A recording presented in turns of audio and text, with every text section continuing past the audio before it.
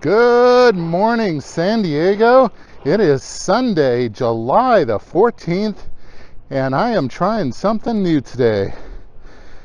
I have wanted to vlog on the bike for a while without having to stop, so you'll notice I've got a microphone on my chest, and we're going to test that out. So don't expect anything spectacular from today's ride, so it is purely a test of how the vlogging sounds on the microphone. So hopefully this works out and we'll have more adventures. Bye. Well, we are getting started as the sun just broke through all the clouds. It is mid-70s and it is muggy. We have seen these fruit stands pop up all over our neighborhood. $10 for a glass. I assume that it's good, but at $10, whew, it better be really good. Alright, I want to test with cars going by to see how my voice sounds and how much you pick up of the cars that are there. Alright, I want to test with cars going by to see how my voice sounds and how much you pick up of the cars that are there. So over here we have our new low-income housing building way over there on the left behind the trees. Then they're building another unit right here that I never saw. They've already got the other unit built over here, and it was given to us as drug rehab users and low income, because we're in a transit district.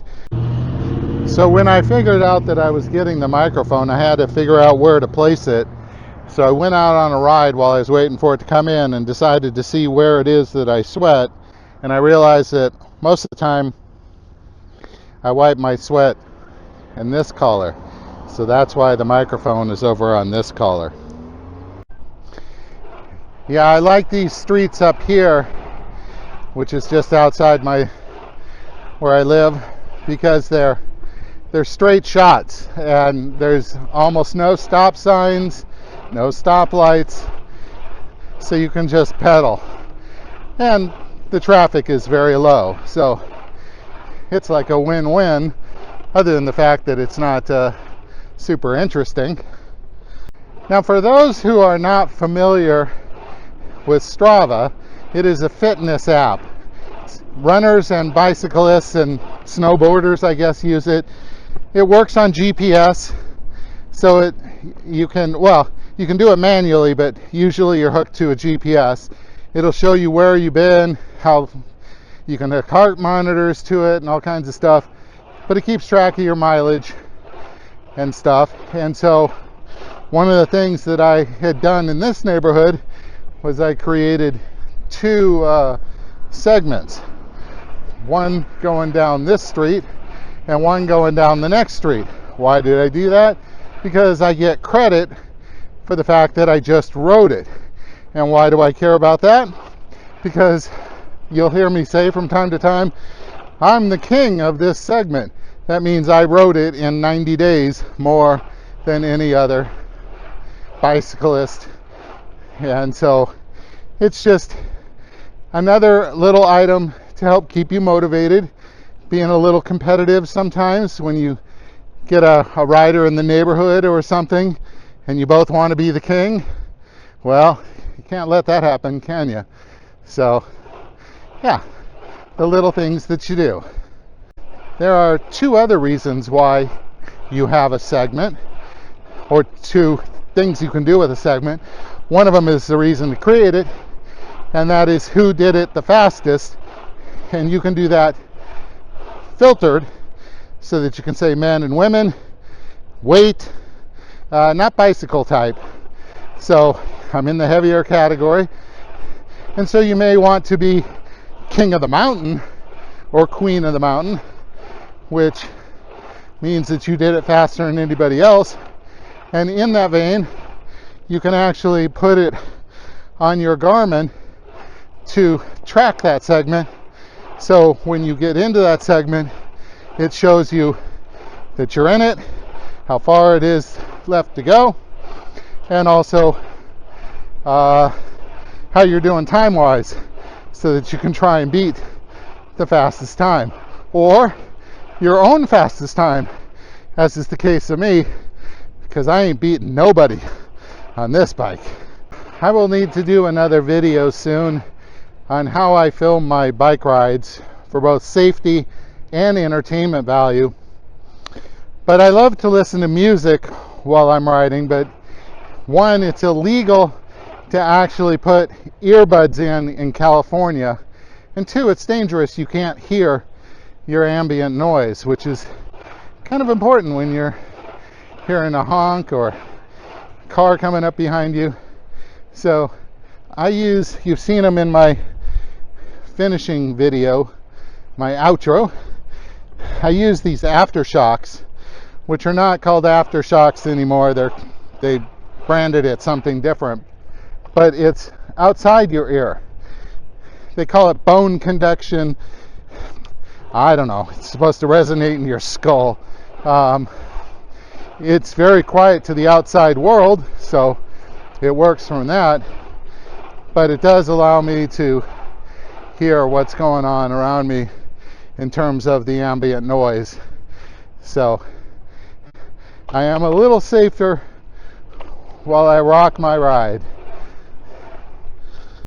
I don't know if Ripley got a hold of my musical catalog, but no sooner do I say, you know, rock my ride, I am listening to some country music where a little kid and some singers are singing their ABCs. So, rocking the ride with my ABCs. E, F, G, H, I, J, K, L, M, N, O, P. And thankfully, that was followed up by one of my favorites of all time, Tesla, who I have seen in person 3-4 times, up close, back far, 80s band. Just love them. All right, we're going to finish out our ride on the other side of the major street. It is very flat up here, so it's just go, go, go. So that's really cool. Just gets me to pedal. And I have to say, it's really nice to be talking on this because I don't have to stop. Of course, if I find something interesting, I want to shoot it in higher res and more up close. But it's been good, great. I am a computer programmer by trade, and what that means is that I create things and then I test them. I try and account for all different scenarios, write the code, test it, say it's ready to go. And that's why I opted to do this local neighborhood ride first to test the microphone, because I'd hate to get to someplace I really care about and find out that it didn't work or what the caveat was, so that I can account for it. The downside to vlogging off the 360 camera is the time that it takes to put together the footage. So while this is going to be about a 50-minute ride, it's probably, in processing time and effort, it's probably going to take me at least that long to put the video together. So it's labor intensive, because you have to figure out what it is that you're showing in the 360 degrees. So that takes time to put together. It's not complicated, but you have to evaluate and decide what you want to do there. That is a no-go street. So I got that to look forward to later today. It would appear that they're putting in the handicapped corners where they've got the ridge like this corner here, so that you can take your wheelchair and just ride up the ramp instead of having to step up. And now we get to the part with some cars coming by. So I'm going to talk while the cars come by, and the question is, how does it sound?